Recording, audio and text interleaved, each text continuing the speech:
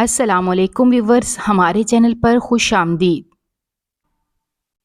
میرا نام اکبر ہے۔ میں میر پور کے ایک گاؤں کا رہنے والا ہوں۔ وہاں پر میں اپنی بوڑھی اماں کے ساتھ اکیلا رہتا تھا۔ والد کا تو کافی سال پہلے انتقال ہو گیا تھا اور بچپن سے ہی میں نے کام کرنا شروع کر دیا تھا۔ میں گاؤں میں بڑے چودھری صاحب کے ہاں کام کرتا تھا، کیونکہ میں نہیں چاہتا تھا کہ میری اماں کسی قسم کا کوئی کام کریں۔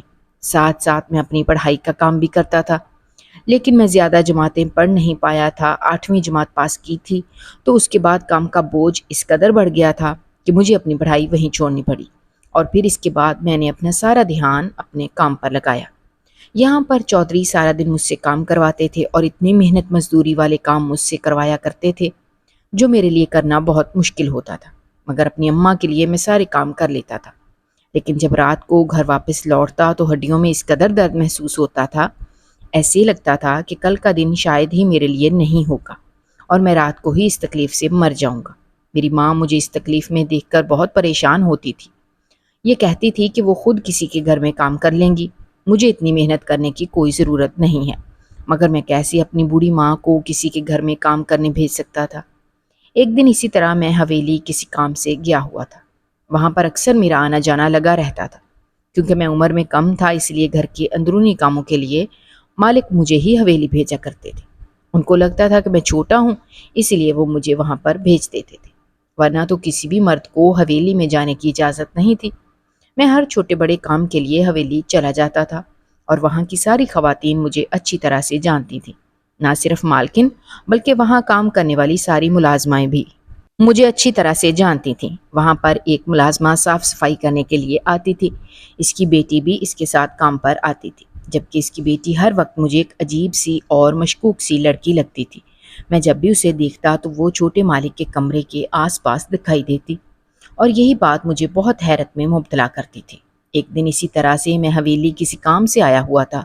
مجھے بڑے مالک نے حویلی چھوٹے مالک کو بلانے کے لیے بھیجا تھا، کیونکہ زمینوں پر ان کی ضرورت تھی۔ وہ پڑھے لکھے تھے، شہر سے پڑھ کر آئے تھے، اسی لیے بڑے مالک ہر معاملے میں ان کا مشورہ لینا ضروری سمجھتے تھے، اور ویسے بھی وہ ان کے اکلوتے بیٹے تھے، ان کی رائے کو کیسے نظر انداز کیا جا سکتا تھا؟ میں حویلی میں ان کو بلانے کے لیے آیا تھا۔ جب میں حویلی میں داخل ہوا تو مالکن نے مجھے 1-2 کام دیے۔ ان کاموں کو نپٹا کر میں جیسے ہی چھوٹے مالک کے کمرے کے باہر پہنچا تو اندر سے مجھے ہنسنے کی اور عجیب و غریب قسم کی آوازیں سنائی دے رہی تھیں، جیسے کوئی لڑکی کمرے میں موجود ہو۔ میں نے پوری حویلی چھان لی تھی، لیکن مجھے اس ملازمہ کی بیٹی کہیں دکھائی نہیں دے رہی تھی۔ اس کا مطلب تھا کہ میرا شک ٹھیک تھا، لیکن اس طرح سے میں کمرے کے اندر بھی نہیں جا سکتا تھا، اور نہ ہی میں اتنے یقین سے یہ بات کہہ سکتا تھا۔ اگر تو واقعی ایسا تھا تو مجھے اس بات کا بڑے مالک کو بتانا تھا، کیونکہ وہ لڑکی اور اس کی ماں بہت زیادہ چلاک تھیں۔ یقیناً وہ چھوٹے مالک کو کسی بڑے جال میں پھنسا رہی تھیں۔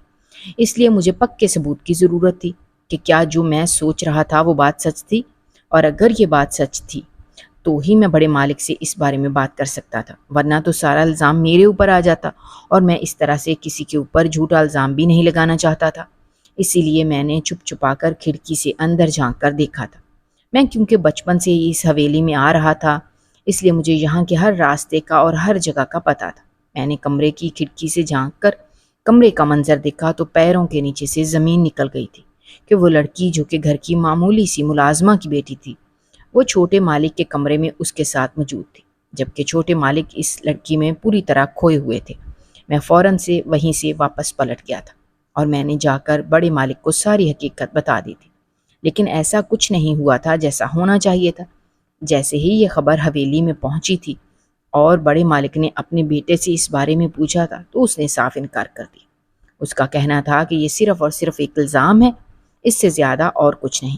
سب لوگوں سے پوچھا گیا تھا، جبکہ سارے حویلی والے چھوٹے مالک کے کہنے پر مکر گئے تھے، اور اس طرح سے سارا الزام میرے اوپر آ گیا تھا کہ میں نے اس حویلی کے وارث پر جھوٹا الزام لگایا ہے اور اسے ایک معمولی سی ملازمہ کے ساتھ بدنام کرنے کی کوشش کی ہے، جبکہ میں نے تو ان کی مدد کرنے کی کوشش کی تھی اور ان کی عزت کو خراب ہونے سے بچایا تھا، لیکن یہاں پر تو سارا الزام میرے اوپر آ گیا تھا۔ بڑے مالک مجھے اس کی سخت سزا دینا چاہتے تھے کہ میں نے ان کے بیٹے پر الزام لگایا تھا، لیکن میری اماں کے رونے اور گڑ گڑانے نے انہیں ایسا کرنے سے روک دیا، اور کچھ انہیں اس بات کا بھی خیال تھا کہ میں نے بچپن سے ان کے گھر کی خدمت کی تھی، اسی لیے انہوں نے مجھے یہ گاؤں چھوڑنے کے لیے کہا تھا۔ ان کا کہنا تھا کہ اگر میں کل انہیں اس گاؤں میں نظر آیا تو وہ مجھے جان سے مار دیں گے۔ اگر مجھے اپنی جان پیاری ہے تو میں آج کے آج ہی یہ گاؤں چھوڑ کر یہاں سے چلا جاؤں۔ میری ماں نے بھی مجھے یہی کہا تھا کہ ہم لوگوں کو یہ گاؤں چھوڑ کر چلے جانا چاہیے، جبکہ میں اس طرح سے جانا نہیں چاہتا تھا۔ میں اس الزام کو اپنے سر سے ہٹا کر جانا چاہتا تھا اور ساری سچائی سب کے سامنے لانا چاہتا تھا، مگر اماں کا کہنا تھا کہ میں ان بڑے لوگوں کا مقابلہ نہیں کر سکتا اور مجھے ان لوگوں کو ان کے حال پر چھوڑ دینا چاہیے۔ ان کا کہنا تھا کہ جہاں تک بات میرے اوپر الزام لگنے کی ہے تو ایک نہ ایک دن یہ الزام ضرور جھوٹا ثابت ہو جائے گا۔ جس دن وہ لڑکی اپنی اصلیت انہیں دکھا دے گی، اس دن خود بخود سب کو اندازہ ہو جائے گا کہ کون سچا تھا اور کون جھوٹا۔ ایسے میں یہاں رہ رہ کر سچ کو ثابت کرنے کی مجھے کوئی ضرورت نہیں ہے، کیونکہ ایسا کرنے سے کچھ حاصل نہیں ہوگا۔ وہ لوگ مجھے جان سے مار دیں گے اور میری ماں اپنا اکلوتا بیٹا اور اپنا سہارا کھونا نہیں چاہتی تھی۔ مجھے ماں کا خیال تھا، اسی لیے میں خاموش ہو گیا اور ساری باتوں کو یہیں پر چھوڑ دیا۔ اماں کو میں نے ساتھ لیا اور ہم راتوں رات شہر آ گئے تھے۔ شہر میں میرا ایک بہت پرانا دوست تھا۔ سب سے پہلے میں اسی کے گھر گیا تھا، کیونکہ جب تک مجھے کام نہیں مل جاتا تھا تب تک میں اماں کو لے کر کہیں اور نہیں جا سکتا تھا۔ اسے جا کر میں نے ساری کہانی بتائی تھی تو اس کا کہنا تھا کہ مجھے فکر کرنے کی ضرورت نہیں ہے، ویسے بھی اس گاؤں میں کچھ نہیں تھا، وہاں پر میں اتنی محنت کرتا تھا اور اس کے بعد کہیں جا کر مجھے چند پیسے ملتے تھے، اور کبھی کبھار تو وہ بھی نہیں ملتے تھے، جبکہ یہاں پر وہ مجھے ایک ایسے کام پر لگوائے گا کہ جہاں مجھے زیادہ کام بھی نہیں کرنا پڑے گا اور مجھے اچھی تنخواہ ملے گی، جس سے میرا اور میری ماں کا گزارا بہت اچھا ہوگا اور ہم لوگ ایک پرسکون اور اچھی زندگی گزاریں گے۔ نہ تو ہمیں کسی کی غلامی کرنی پڑے گی اور نہ ہی کسی کی باتیں سننی پڑیں گی۔ میں نے اس سے یہی کہا تھا کہ وہ جلد از جلد میرے لیے کسی کام کا بندوبست کر دے، کیونکہ مجھے کام کی بہت ضرورت تھی۔ اگر میں اکیلا ہوتا تو میں کہیں بھی رہ سکتا تھا، لیکن میرے ساتھ اماں تھی، ایسے میں زیادہ دن تو اپنے دوست کے گھر بھی نہیں رہ سکتا تھا۔ اس نے مجھے پورا یقین دلایا تھا کہ وہ کل ہی میرے لیے کسی کام کا بندوبست کرے گا، اور پھر اگلے ہی دن وہ مجھے اپنے ساتھ لے گیا۔ اس نے مجھے ایک ہسپتال میں نوکری دلوا دی تھی۔ اس کا کہنا تھا کہ یہاں پر میرا کام صرف اور صاف صفائی کا ہوگا اور وہاں پر مجھے اچھی تنخواہ بھی ملی تھی۔ میں نے تو فوراً ہی اس نوکری کو قبول کر لیا تھا، اور یہ کام زیادہ مشکل بھی نہیں تھا، کیونکہ میں زیادہ پڑھا لکھا نہیں تھا، اس لیے میرے لیے یہی کام تھا۔ مجھے کام کرنے میں کوئی شرمندگی نہیں تھی اور میں نے خوشی خوشی اس کام کو کرنا شروع کر دیا۔ اماں کو لے کر اب میں ایک الگ گھر میں رہنے لگا تھا اور روزانہ ہی گھر سے کام کے لیے چلا جاتا۔ ہسپتال میں بہت سارے لوگ آتے جاتے رہتے تھے اور وہاں پر ایک نرس تھی۔ وہ عورت تقریباً 40 سال کی عمر کے قریب ہوگی، جبکہ وہ عورت مجھے بہت ہی عجیب اور مشکوک سی لگتی تھی۔ اس عورت میں کچھ ایسا تھا جو مجھے بہت عجیب لگتا تھا، لیکن میں نے کبھی بھی اس بات کا ذکر کسی سے نہیں کیا تھا۔ اس عورت کی اکثر ڈیوٹی رات کو ہوتی تھی، جبکہ میں دن میں وہاں پر کام کرتا تھا، اسی لیے میری اس سے زیادہ ملاقات تو نہیں ہوتی تھی۔ لیکن پھر اس عورت نے دن میں بھی کام کرنا شروع کر دیا تھا۔ وہ زیادہ تر ایسی جگہوں پر کام کرتی تھی جہاں پر کوئی بھی مریض زخمی حالت میں آتا تھا یا پھر شدید بیمار ہوتا تھا۔ مجھے یہاں پر کام کرتے ہوئے کچھ ہی دن گزرے تھے جب ایک بہت عجیب بات میں نے دیکھی، اور وہ یہ تھی کہ وہاں پر کوئی بھی انسان مر جاتا تو وہاں پر ایک عورت آتی جو سارے ہسپتال میں مٹھائی تقسیم کرتی، اور اسی نرس سے جو مجھے عجیب اور مشکوک لگتی تھی اس سے کوئی بات کرتی اور وہاں سے چلی جاتی۔ دوبارہ وہ عورت کہیں دکھائی نہ دیتی، جبکہ مجھے یہ بات بہت عجیب لگتی تھی۔ حیرت اس بات پر ہوتی تھی کہ وہ عورت یہاں پر کس چیز کی مٹھائی بانٹنے آتی تھی۔ اگر تو وہ کسی کے مرنے کی مٹھائی بانٹنے کے لیے آتی تھی تو وہ ایسا کیوں کرتی تھی، اور اس عورت کا اس نرس سے کیا لینا دینا تھا؟ کچھ سمجھ نہیں آ رہا تھا، جبکہ اسپتال والے بھی اس بات پر کوئی دھیان نہیں دیتے تھے اور نہ ہی کچھ پوچھتے تھے۔ وہاں کام کرنے والے سبھی لوگوں کا یہ کہنا ہوتا تھا کہ وہ عورت اپنی خوشی سے آ کر یہاں مٹھائی بانٹ کر چلی جاتی ہے، یہی کہتی ہے کہ اس نے کوئی منت مانگی تھی، وہ پوری ہو گئی ہے، اور اس لیے وہ سب لوگوں کو مٹھائی کھلانے کے لیے آئی ہے، کھلا کر چلی جاتی ہے۔ نہ تو کبھی کھانے والے نے یہ پوچھا تھا کہ کس چیز کی مٹھائی ہے اور کیوں کھلائی جا رہی ہے، اور نہ ہی کھلانے والی نے کبھی کچھ بتایا تھا، اور نہ ہی وہاں پر موجود کام کرنے والے لوگوں میں سے کبھی بھی کسی نے اس بات پر دھیان دیا تھا کہ وہ نرس جو یہاں پر کام کرتی تھی وہ اس عورت کو جانتی تھی، اور وہ عورت جب بھی یہاں پر آتی تھی تو اس سے کوئی بات ضرور کرتی تھی، مگر یہاں پر موجود کسی کو بھی شاید اس بات کا اندازہ نہیں تھا اور نہ ہی اس بارے میں کچھ معلوم تھا۔ اتنا تو مجھے یہاں کام کرتے ہوئے اندازہ ہو گیا کہ میرے علاوہ کبھی بھی کسی نے اس عورت کو شاید اس عورت سے بات کرتے ہوئے نہیں دیکھا، اور اگر دیکھا بھی تھا تو شاید نظر انداز کر دیا تھا۔ ان دونوں کو دیکھ کر مجھے اس بات کا اندازہ ہوتا تھا کہ وہ دونوں کچھ ایسا کرتی ہیں جو کہ ٹھیک نہیں تھا، اور اب تو مجھے ان مرنے والے لوگوں سے تعلق بھی اسی بات سے لگنے لگا تھا۔ ایسا لگتا تھا کہ جیسے جو بھی یہاں پر مرتا تھا اس کے پیچھے ان دونوں عورتوں کا ہاتھ ہوتا تھا، مگر وہ ایسے کیوں کسی کی جان لیں گی؟ یہ بات میری سمجھ سے باہر تھی، اور میں اس بات پر شدید حیران ہوتا تھا۔ ایک دو مرتبہ میں نے اسپتال میں اپنے ساتھ کام کرنے والوں سے باتوں باتوں میں پوچھنے کی کوشش بھی کی، لیکن کسی کو بھی اس بارے میں پتہ نہیں تھا۔ سب کا یہی کہنا تھا کہ وہ اپنے کام سے کام رکھتے ہیں، میں بھی اپنے کام سے کام رکھوں اور اپنے کام پر دھیان دوں۔ ایسے میں دوسروں کے معاملات میں پڑنے کی ضرورت نہیں ہے۔ سب لوگوں کا یہ کہنا ہوتا ہے کہ یہ شہر ہے، یہاں پر سب لوگ اپنے کام سے کام رکھتے ہیں اور کسی کے کام میں مداخلت نہیں کرتے، اور اگر کوئی ایسا کرتا ہے تو اسے اس کا بہت برا انجام بھگتنا پڑتا ہے۔ میری ہمیشہ سے یہی عادت تھی کہ میں اپنے سامنے کچھ بھی غلط ہوتا ہوا دیکھ نہیں سکتا تھا۔ اگر کچھ غلط ہوتا تھا تو میری یہی کوشش ہوتی تھی کہ اسے ٹھیک کیا جائے، یا پھر کم از کم اس کے خلاف آواز اٹھائی جائے تاکہ اس چیز کو روکا جا سکے۔ اور اب مجھے اس اسپتال میں کچھ ٹھیک نہیں لگتا تھا، اسی لیے میرا یہی ارادہ تھا کہ پہلے میں خود اس راز کو جانوں گا، اس کے بعد ہی میں کسی سے بات کروں گا۔ جب تک میں خود تسلی نہ کر لیتا کہ آخر اس کے پیچھے وجہ کیا تھی، تب تک میں کسی سے بھی اس بات کا ذکر نہیں کر سکتا تھا۔ کسی کو بھی یہ بات بتانے سے پہلے مجھے اس بات کا سچ جاننا تھا۔ ایک دن اسی طرح جیسے ہی وہ عورت اسپتال میں آئی، اس نے سب لوگوں کو کسی کے مرنے پر مٹھائی بانٹی، اور اس کے بعد وہ جاتے ہوئے اس نرس سے ملی تھی، اور اس کے بعد وہ چلی گئی۔ اس کے چلے جانے کے بعد میں نے اس نرس کا پیچھا کیا کہ آخر اس کے چلے جانے کے بعد وہ کیا کرتی ہے۔ جب میں نے دیکھا کہ وہ نرس خاموشی سے مردے خانے میں چلی گئی جہاں بہت سی میت رکھی جاتی تھیں، میں بھی خاموشی سے اس کے پیچھے مردے خانے میں چلا گیا تھا، اور یہ دیکھ کر میری روح فنا ہو گئی جب اس نے ایک میت کو میرا ہی نام لے کر اس کے منہ پر کفن ہٹایا تھا، اور پھر اس کا منہ کھولنے لگی تھی۔ اس کے ہاتھ میں ایک چھوٹی سی پرچی تھی جو اس نے زبردستی اس مردے کا منہ کھول کر اس میں رکھ دیا تھا، اور جیسے ہی وہ عورت پلٹی تھی تو میں نے اسے دیکھ لیا تھا۔ مجھے دیکھ کر پہلے تو وہ گھبرا گئی، اس کے بعد اس نے مجھے یہی کہا کہ میں یہاں پر کیوں آیا ہوں، فوراً یہاں سے چلا جاؤں ورنہ میرے لیے بہت برا ہوگا۔ جب میں نے اس سے یہی کہا تھا کہ اب اسے مجھے پوری حقیقت بتانی ہوگی، وہ اس عورت کے ساتھ مل کر کون سا کھیل کھیل رہی تھی، اس نے اس مردے کے منہ کے اندر کیا ڈالا تھا، اور اس نے میرا نام کیوں لیا تھا۔ وہ عورت کافی گھبرا گئی تھی۔ اس کا کہنا تھا کہ اس نے کچھ نہیں کیا، جبکہ میں نے اسے یہی کہا تھا کہ اگر اس نے مجھے سچ نہیں بتایا تو میں اسپتال میں جا کر سب کو یہ بات بتا دوں گا۔ تب اس عورت کا کہنا تھا کہ وہ کچھ نہیں جانتی، جو عورت یہاں پر آ کر مٹھائی بانٹ کر جاتی ہے وہ اسے چند ہزار روپے دے کر جاتی ہے، اور اس کے بدلے میں چھوٹا سا تعویذ دی جاتی ہے، اور کسی بھی شخص کا نام بتا جاتی ہے، اور یہی کہتی ہے کہ مجھے اس شخص کا نام لے کر بس اس تعویذ کو اس مردے کے منہ کے اندر ڈالنا ہوگا۔ اس کا کہنا تھا کہ اس کے علاوہ وہ کچھ نہیں جانتی، اور کل جب وہ عورت یہاں پر مٹھائی بانٹنے آئی تھی تو کل وہ اسے جو تعویذ دے کر گئی تھی تو اس نے اسے میرا نام بتایا تھا، اسی لیے وہ میرا نام لے کر تعویذ اس مردے کے منہ میں ڈال رہی تھی۔ اس کا کہنا تھا کہ اس سے زیادہ اسے کچھ بھی معلوم نہیں ہے، اسے بس اس کام کے پیسے مل جاتے تھے اور وہ خوش ہو جاتی تھی۔ اس نرس کو پیسوں کا لالچ تھا، اسی لیے اسے جیسا کرنے کے لیے کہا جاتا تھا وہ کرنے لگتی تھی۔ اسے تو یہ بھی نہیں معلوم تھا کہ اس سے کس قسم کا کام کروایا جا رہا تھا اور وہ کس مقصد کے لیے کروایا جا رہا تھا۔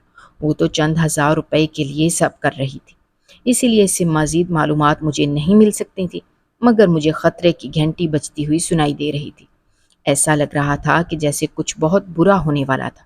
میں فوراً ہسپتال سے باہر نکلا تھا، جبکہ میں نے اس عورت سے یہی کہا تھا کہ ابھی وہ فوراً اس مردے کے منہ سے وہ تعویذ نکال دے، ورنہ میں جو کچھ اس کے ساتھ کروں گا وہ اچھا نہیں ہوگا۔ اس نے میرے کہنے پر وہ تعویذ نکال دیا تھا، اور وہ تعویذ میں نے اس کے ہاتھ سے لے کر اسپتال سے نکل آیا تھا۔ اب مجھے کسی ایسے شخص کے پاس جانا تھا جو ایسے علم کے بارے میں جانتا ہو، کیونکہ وہی شخص مجھے یہ تعویذ پڑھ کر بتا سکتا تھا کہ اس میں کیا لکھا تھا اور یہ کس مقصد کے لیے لیا گیا تھا۔ آخر اس عورت کی میرے ساتھ کیا دشمنی تھی، اور وہ عورت میرا نام کیسے جانتی تھی؟ اس نے یہ سب کچھ کس کے لیے کیا تھا؟ کافی دیر تلاش کرنے کے بعد آخر کار مجھے ایک ایسے عمل کا پتہ مل ہی گیا تھا۔ جو ایسے کاموں میں مہارت رکھتا تھا۔ کوئی بھی اس کے پاس جاتا تھا تو اس کا کام ہو جاتا تھا۔ میں بھی اپنے ایک دوست کے ساتھ اس جگہ پہنچ گیا تھا اور وہاں جا کر میں نے پیر صاحب کو تعویذ پکڑا دیا تھا اور ان کو پوری بات بتا دی تھی کہ کس طرح سے میں نے اس عورت کو پکڑ لیا تھا اور کس طرح سے وہ یہ کام کرتی تھی۔ پیر صاحب نے جیسے ہی وہ تعویذ کھولا تھا تو وہ پریشان ہو گئے تھے۔ مجھے ان کی پریشانی کا اندازہ کچھ تھا۔ اتنا تو میں جانتا تھا کہ یہ کوئی اچھا کام نہیں تھا، لیکن جب پیر صاحب نے مجھے حقیقت بتائی تھی تو میرے پیروں کے نیچے سے زمین نکل گئی تھی۔ ان کا کہنا تھا کہ یہ تعویذ میرے نام کا ہے، یعنی کہ میری موت کے لیے۔ پیر صاحب کا کہنا تھا کہ یہ تعویذ جس شخص کے نام کا لے کر بنوایا جاتا ہے اور پھر اس کا نام لے کر کسی مردے کے منہ میں اسے رکھ دیا جائے تو جیسے ہی اس مردے کو قبر میں اتارا جاتا ہے تو وہ شخص بھی اسی وقت مر جاتا ہے۔ ان کا کہنا تھا کہ یہ کالا علم ہے اور بہت ہی خطرناک ہے اور بہت کم لوگ یہ عمل کرتے ہیں کیونکہ اس میں بہت بڑا خطرہ ہوتا ہے۔ اس عمل کو کرنا آسان نہیں ہے، ہر کوئی اس عمل کو نہیں کر سکتا اور نہ ہی کوئی اسے کرتا ہے۔ ان کا کہنا تھا کہ اس تعویذ پر میرا نام لکھا گیا تھا، یعنی کہ وہ عورت مجھے مارنا چاہتی تھی، لیکن کیوں مارنا چاہتی تھی یہ بات مجھے سمجھ نہیں آئی تھی، جبکہ وہ اس سے پہلے بھی اس نرس کے کہنے کے مطابق بہت ساری تعویذ اسے لا کر دے چکی تھی۔ آخر یہ کیا ماجرا تھا؟ پیر صاحب کا کہنا تھا کہ میں نے اسی وقت وہ تعویذ اس مردے کے منہ سے نکلوا کر بہت اچھا کیا، کیونکہ اگر ایسا نہ ہوتا تو میں اپنی جان سے ہاتھ دھو بیٹھتا۔ اب ان کا کہنا تھا کہ میری جان تو بچ گئی تھی، لیکن جانے کتنے ہی لوگوں کی جان کو خطرہ تھا۔ مجھے جلد از جلد اس عورت کو پکڑنا تھا اور اس سے ساری حقیقت جاننی تھی کہ وہ ایسا کیوں کرتی ہے۔ میں نے اس نرس کو اپنے ساتھ ملایا تھا، اسے یہی کہا تھا کہ وہ جو کچھ بھی کرتی آ رہی ہے وہ بہت غلط ہے۔ میں نے اسے ساری حقیقت بتا دی تھی، جبکہ وہ بہت زیادہ گھبرا گئی تھی۔ میں نے اسے یہی کہا تھا کہ ابھی بھی اس کے پاس اپنی غلطی کو ٹھیک کرنے کا ایک موقع ہے۔ اگر وہ اس عورت کو پکڑوانے میں میرا ساتھ دے گی تو اس کی پچھلی غلطیوں کا کچھ مداوع ہو جائے گا۔ اور پھر میں نے پولیس کو بلا لیا تھا۔ پولیس یہاں پر موجود تھی۔ جیسے ہی وہ عورت یہاں پر مٹھائی بانٹنے کے لیے آئی تھی تو اسے پکڑ لیا گیا تھا اور پولیس کو میں نے ساری حقیقت بتا دی تھی، جبکہ یہاں پر موجود نرس جو کہ اس کے لیے کام کرتی آ رہی تھی اس نے بھی ساری حقیقت پولیس کو بتا دی تھی۔ یہ کوئی بہت ہی خطرناک کھیل کھیل رہی تھی، اسی لیے پولیس کو بتانا بہت ضروری تھا۔ پولیس والوں نے اس عورت کو گرفتار کیا تھا اور اسے اپنے ساتھ لے گئے تھے۔ وہ عورت اپنا منہ کھولنے کے لیے تیار نہیں تھی، لیکن پھر پولیس کے آگے کسی کی بولتی بند رہتی ہے۔ آخر کار وہ سب کچھ بتانے کے لیے تیار ہو گئی تھی۔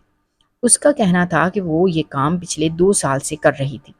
وہ یہ کام دوسرے لوگوں کے لیے کرتی تھی جو لوگ کالا علم کرتے تھے اور اپنے کسی دشمن کو جان سے مارنا چاہتے تھے، وہی یہ سب کام اس سے کرواتے تھے۔ وہ اسے تعویذ دیتے تھے اور اس کے ساتھ ہی اسے پیسے دے دیے جاتے تھے اور اس سے یہی کہا جاتا تھا کہ اسے ہر حال میں یہ کام کرنا ہوگا۔ اس نے اپنے کام کو آسان کرنے کے لیے اسپتال میں ایک نرس کو اپنی سہیلی بنا لیا تھا۔ ان پیسوں میں سے چند ہزار وہ اس نرس کو دیتی تھی اور اپنا کام نکلوا لیتی تھی، اور پھر جب کام ہو جاتا تھا تو اسپتال میں مٹھائی بانٹتی تھی۔ وہ دونوں عورتیں پیسوں کے لیے یہ کام کرتی تھیں، جبکہ جو لوگ اپنا کام کروانا چاہتے تھے وہ تو ایسے لوگوں کو منہ مانگی قیمت دینے کے لیے تیار ہو جاتے تھے، اور اس طرح سے وہ لوگوں کا کام کرتی تھیں اور کالے علم کو کرنے میں ان کی مدد کرتی تھیں۔ جبکہ اس عورت کا کہنا تھا کہ میری جان وہ اس لیے لینا چاہتی تھی کیونکہ وہ جان چکی تھی کہ میں ان دونوں عورتوں پر نظر رکھتا ہوں۔ اس عورت کا کہنا تھا کہ وہ پہلی مرتبہ میں مجھے پہچان گئی تھی کہ میری ہر وقت ان دونوں پر نظر رہتی ہے، اور وہ جانتی تھی کہ میں بہت جلد ان تک پہنچ جاؤں گا اور ان کے راز کو جان جاؤں گا، جو کہ ان دونوں کے لیے بہت خطرناک تھا۔ اسی لیے اس عورت نے مجھے اپنے راستے سے ہٹانے کے لیے یہ سب کچھ کیا تھا، لیکن بدقسمتی سے وہ پکڑی گئی تھی اور میری جان بچ گئی تھی، جبکہ اس کا چہرہ سب لوگوں کے سامنے آ گیا تھا۔ مجھے سمجھ نہیں آ رہا تھا کہ چند ہزار روپے کے لیے کوئی کسی کی جان لینے کے لیے کیسے تیار ہو جاتا ہے۔ پولیس والوں نے اس عورت کو اس کے کیے کی سزا دی تھی اور اس کے ساتھ ساتھ اس عامل کو بھی گرفتار کر لیا گیا تھا جو اس کام میں ان کے ساتھ شامل تھا اور پیسوں کے لیے کسی کی بھی جان داؤ پر لگا دیتے تھے۔ اس نرس کو بھی گرفتار کر لیا گیا تھا جو چند پیسوں کے لیے یہ کام کرتی تھی، جبکہ اب میرا ضمیر مطمئن تھا، میں نے لوگوں کو ان کے انجام تک پہنچا دیا تھا۔ اسپتال والوں نے مجھ سے خوش ہو کر مجھے اسپتال میں ایک بہت اچھی نوکری دے دی تھی۔ وہاں پر اب میرا کام صاف صفائی کا نہیں تھا، مجھے بس بیٹھ کر کام کرنا ہوتا تھا اور ہر نئے آنے والے شخص پر نظر رکھنی ہوتی تھی۔ یہاں پر جتنی بھی نرسیں اور جتنے بھی لوگ کام کرتے تھے مجھے سب کے کام پر نظر رکھنی ہوتی تھی کہ کہیں دوبارہ کوئی ایسا گھٹیا کام کرنے کی ہمت نہ کرے۔ میں نے اپنے ساتھ بہت سارے لوگوں کو موت کی نیند سونے سے بچا لیا تھا، اور یہی میرا مقصد تھا۔ مجھے کسی اور چیز سے کیا لینا دینا نہیں تھا، اور نہ ہی مجھے پیسوں کا لالچ تھا۔ جب میں نے واپس آ کر اماں کو یہ بات بتائی تھی تو اماں بہت خوش ہوئی تھی۔ ان کا کہنا تھا کہ میں نے بہت اچھا کیا جو میں نے ان دونوں عورتوں کو پکڑ لیا تھا اور ان کو ان کے انجام تک پہنچا دیا تھا۔ وہ دونوں عورتیں تو اپنے کیے کے انجام کو پہنچ چکی تھیں، جبکہ میں اس بات پر حیران اور پریشان تھا کہ لوگ پیسوں کے لیے کسی بھی حد تک چلے جاتے ہیں، چند پیسوں کے لیے کچھ بھی کرنے کے لیے تیار ہو جاتے ہیں، اور ایسے لوگوں کو نہ تو موت سے ڈر لگتا ہے اور نہ ہی انہیں اس بات سے ڈر لگتا ہے کہ مرنے کے بعد ان لوگوں کے ساتھ کیا ہوگا۔ میں یہاں پر اپنی اماں کے ساتھ اچھی زندگی گزارنے لگا تھا، اور پھر تھوڑے ہی عرصے بعد میری اماں نے میری شادی کرنے کا ارادہ کیا تھا۔ مجھے اس بات پر کوئی اعتراض نہیں تھا، کیونکہ اب تو یہاں پر میری پکی نوکری لگ گئی تھی اور میری تنخواہ بھی اچھی تھی۔ اماں نے خوبصورت لڑکی دیکھ کر میری شادی کروا دی تھی۔ تھوڑے ہی عرصے بعد گاؤں میں ہمارے کسی رشتہ دار کی شادی تھی۔ میری اماں کا کہنا تھا کہ وہ گاؤں جانا چاہتی ہیں، لیکن میں اماں کو اکیلے نہیں بھیجنا چاہتا تھا، اسی لیے میں اور میری بیوی ہم دونوں میری اماں کے ساتھ گاؤں کے لیے چلے گئے۔ میں نے یہی سوچا تھا کہ اس بات کو کافی وقت گزر گیا ہے اور اب تو سب لوگ اس بات کو بھول چکے ہوں گے، اسی لیے میں اماں کے ساتھ گاؤں چلا گیا تھا۔ جیسے ہی ہم لوگ گاؤں واپس گئے تھے اور شادی پر پہنچے تھے تو مجھے حویلی سے بلاوا آیا تھا۔ بڑے مالک مجھے حویلی بلا رہے تھے۔ ان کا کہنا تھا کہ وہ مجھ سے ملنا چاہتے ہیں۔ اماں نے مجھے منع کیا تھا۔ ان کا کہنا تھا کہ مجھے جانے کی ضرورت نہیں ہے، کہیں ایسا نہ ہو انہیں پرانی بات یاد آ گئی ہو، لیکن ایک مرتبہ جانے میں کوئی برائی نہیں تھی۔ میں نے اماں کو تسلی دی تھی اور میں حویلی پہنچ گیا تھا۔ جب میں وہاں گیا تو یہ منظر میرے لیے بہت حیران کن تھا کہ ملک صاحب نے مجھ سے ہاتھ جوڑ کر معافی مانگی تھی۔ ان کا کہنا تھا کہ اس وقت انہوں نے مجھے غلط سمجھا تھا اور اس لڑکی کی باتوں میں آ کر مجھے اس گاؤں سے نکال دیا تھا، جبکہ میں غلط نہیں تھا۔ ان کا کہنا تھا کہ میں نے ان کے بیٹے پر الزام نہیں لگایا تھا، بلکہ میں نے جو کچھ کہا تھا وہ بالکل ٹھیک کہا تھا۔ اگر اس وقت انہوں نے میری بات سن لی ہوتی تو شاید انہیں اتنے برے حالات سے نہ گزرنا پڑتا۔ وہ لڑکی واقعی میں بہت چلاک تھی اور اپنی ماں کے ساتھ مل کر ان کے بیٹے کو ہی بے وقوف بنا رہی تھی، اور پھر ایسا ہی ہوا تھا۔ اپنی مرضی سے اس لڑکی نے ان کے بیٹے کے ساتھ وقت گزارا اور اس سے تعلقات بنائے، اور بعد میں ان کے بیٹے پر الزام لگا دیا کہ ان کے بیٹے نے گھر کی ملازمہ کے ساتھ زیادتی کی ہے، جبکہ یہ سب اس لڑکی کی اپنی مرضی سے ہوا تھا۔ بہت کوششوں کے بعد بھی اس کیس سے ان کے لیے نکلنا مشکل تھا، جبکہ انہوں نے اس لڑکی کے کہنے پر اپنے بہت ساری جائیداد اس کے نام کی تھی۔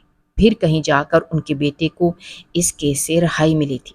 وہ دونوں ماں بیٹی تھیں ہی دھوکے باز اور فراڈ، بہت سارا پیسہ لوٹ کر ان سے لے گئی تھی، جبکہ ان کا اپنا بیٹا بھی بے وقوف تھا جو ان کی سازش کا شکار ہو گیا۔ خیر، مجھے ان ساری باتوں سے اب کچھ لینا دینا نہیں تھا۔ میرا تو وہاں شہر میں اچھا کام تھا۔ انہوں نے مجھے یہی کہا تھا کہ اب میں اس گاؤں میں واپس آ کر رہ سکتا ہوں، لیکن مجھے یہاں رہنے کی نہ تو ضرورت تھی اور نہ ہی میرا کوئی ارادہ تھا۔ میں ان کی اجازت لے کر وہاں سے واپس آ گیا تھا اور ہم لوگ شہر اپنے گھر واپس آ گئے تھے۔ جب میں نے اماں کو آ کر ساری بات بتائی تو ان کا کہنا تھا کہ انہوں نے مجھے اسی وقت کہا تھا کہ جو بھی انسان کسی کے ساتھ برا کرتا ہے تو اسے ایک نہ ایک دن اپنے کیے کی سزا ضرور ملتی ہے۔ میرے لیے تو اچھا ہی ہوا تھا، میری زندگی بدل گئی تھی، ورنہ تو شاید میں اسی گاؤں میں رہ کر ان کی ساری زندگی خدمت کرتا رہتا۔ اسی لیے اگر ہمارے ساتھ کہیں کچھ برا بھی ہو جاتا ہے تو وہ ہمارے اچھے کے لیے ہی ہوتا ہے۔ اگر آپ کو ہماری کہانیاں پسند آ رہی ہیں تو ہمارے چینل کو سبسکرائب کیجیے، ویڈیوز پر کمنٹ کیجیے اور شیئر کیجیے۔ شکریہ۔